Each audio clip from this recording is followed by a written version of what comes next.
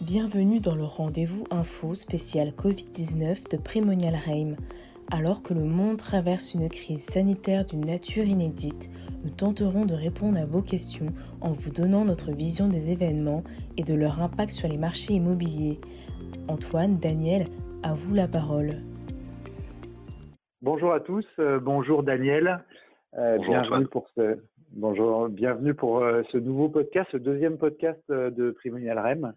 Nous sommes ravis de vous entendre aujourd'hui et nous espérons que tout va bien pour vous et vos familles. Je vais peut-être laisser Daniel faire un premier point macroéconomique et nous réagirons sur ces premiers éléments. Effectivement, nous sommes dans un environnement qui avance très vite. Ce qu'on peut dire de la pandémie, c'est d'abord que l'Europe est devenue son épicentre officiellement, d'après l'OMS. Tout le monde s'accorde à dire que les États-Unis seront le prochain épicentre de la pandémie, donc on assiste clairement à une mondialisation finalement de cette crise. On peut aussi citer l'Inde qui pratique le plus vaste confinement du monde avec plus d'1,3 milliard d'habitants qui sont effectivement confrontés à cette mesure. En termes de politique publique, le confinement s'est généralisé aux autres pays européens, donc y compris le Royaume-Uni. Je pense qu'il faut vraiment garder en tête qu'on est face à une crise d'une nature tout à fait inédite, avec, c'est la bonne nouvelle, un niveau de réponse sans précédent également, avec à la fois, contrairement à la crise de 2008, l'activation de l'outil monétaire avec la baisse des taux et le rachat d'obligations, et de l'outil budgétaire, fiscal, en même temps et dans tous les pays. Donc effectivement, on assiste finalement à une réponse proportionnée à la crise que nous vivons. La deuxième bonne nouvelle, c'est que après l'intervention des banques centrales, finalement on assiste à une forme de normalisation des marchés de taux et surtout à la prévention pour l'instant efficace d'une crise de liquidité. Ce qui fait que l'enjeu pour aujourd'hui des gérants immobiliers, c'est d'abord et avant tout d'amortir le choc sur les revenus locatifs et de maintenir malgré tout une certaine continuité du marché immobilier. À propos de choc, Daniel, comment penses-tu que les gérants immobiliers vont amortir ce choc et quelles répercussions pour l'immobilier sur les fonds suite aux mesures prises par le gouvernement sur les loyers? Ce qui est absolument clair, c'est que tous les patrimoines et donc tous les gérants ne seront pas impactés de la même façon par la crise que nous vivons. Je pense que ça dépend avant tout de l'allocation d'actifs, qui est celle décidée par les gérants, parce que tous les marchés immobiliers sont touchés, mais d'une façon très différenciée. En fonction de la typologie de l'activité, de la typologie des locataires, de la typologie des formats immobiliers.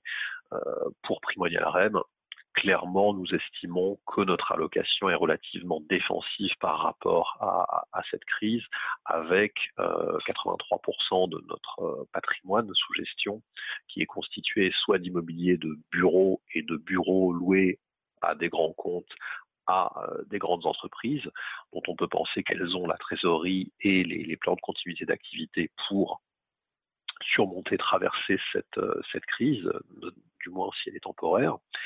Et en plus de l'immobilier de bureau, notre noyau, je dirais, de patrimonial, c'est l'immobilier de santé. Nous sommes le premier investisseur en immobilier de santé en Europe, qui est évidemment confronté opérationnellement à la gestion de la crise, mais dont les fondamentaux en termes de capacité à restituer le loyer sont plutôt maintenus.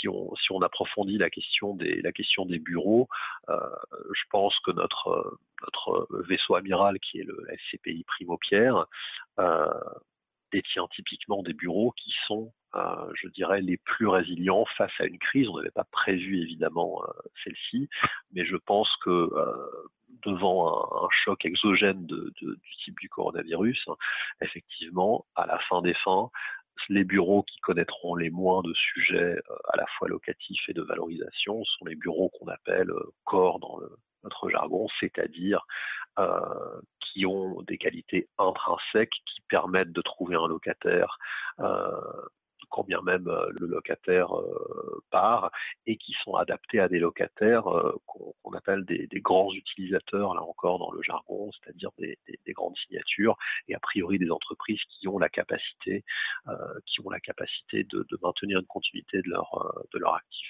Je pense que la qualité des actifs aussi en tant que qualité du bâti est un vrai facteur de résilience, et notamment sur le plan environnemental, car après la crise sanitaire, il se peut tout à fait que les utilisateurs rehaussent leurs critères précisément en fonction de la capacité de l'actif à traverser une crise, par exemple climatique, qui pourrait arriver dans les prochaines années. Si on se focalise sur la santé, là encore, j'ai parlé de classes d'actifs relativement acycliques, relativement peu exposées, là encore, en tant que du point de vue de sa capacité à restituer du loyer. Là encore, nous avons dans Primovic et notre SCPI santé, vie, éducation, un patrimoine qui est loué à de grands exploitants, à de grands opérateurs, Corian étant le principal, avec des baux à long terme, c'est-à-dire de l'ordre de 9 à 12 ans, et avec des revenus qui, là encore, ne sont pas fonction d'un chiffre d'affaires saisonnier ou d'une activité qu'il serait possible de fermer administrativement, mais vraiment des cash flows relativement sécurisés. La classe d'actifs la plus touchée, on l'a déjà dit, c'est clairement le commerce, et on doit également citer l'hôtellerie, parce que ce sont des activités, là encore, cycliques, saisonnières, dont la capacité à payer le loyer dépend directement de leur capacité à générer du chiffre d'affaires et à maintenir donc la continuité de leur activité. On est relativement peu touché au niveau du patrimoine de Primonial REM, dans la mesure où ces classes d'actifs, commerce et hôtellerie additionnés représentent 13% de notre allocation, de notre patrimoine au niveau global de la société de gestion. Et de plus, quand on est exposé à l'hôtellerie, c'est uniquement via un partenariat à long terme avec BNB, qui est un des opérateurs les plus sains financièrement. Donc tout ça fait que nous estimons que nous avons un patrimoine qui est bien équipé pour ce type de choc, là encore, bien sûr imprévisible. Merci beaucoup Daniel. Tu parlais tout à l'heure d'immobilier de santé. Alors, on voit bien aujourd'hui que le monde de la santé est en première ligne pour faire face à cette crise sanitaire sans précédent. Comment envisager l'après-crise, et pense-t-on qu'un nouveau modèle va émerger après cette crise? Je suis personnellement persuadé qu'un nouveau modèle va émerger après cette crise. Et d'ailleurs, on assiste à un début de prise de conscience de la part des dirigeants des grands pays européens notamment. Emmanuel Macron a annoncé un plan d'investissement en faveur des hôpitaux. L'Allemagne en a également annoncé un d'un montant de 3 milliards d'euros. Une des leçons de cette crise, c'est finalement, et ça c'est un message que nous portons à notre niveau avec la SCPI Primovie depuis de nombreuses années, depuis 2012 et sa création, c'est le constat d'un manque d'investissement global dans les équipements sanitaires, dans ce qu'on appellerait l'infrastructure sociale.